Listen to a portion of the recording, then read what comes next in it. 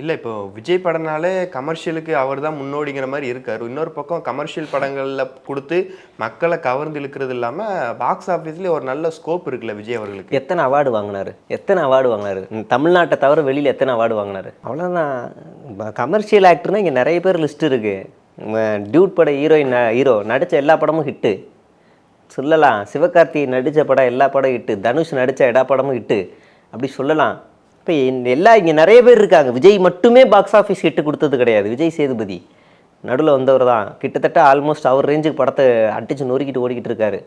இப்போ சூர்யா அவரும் சொல்லலாம், கமர்ஷியல் ஆக்டர் நிறைய படம் நடிச்சிருக்காரு.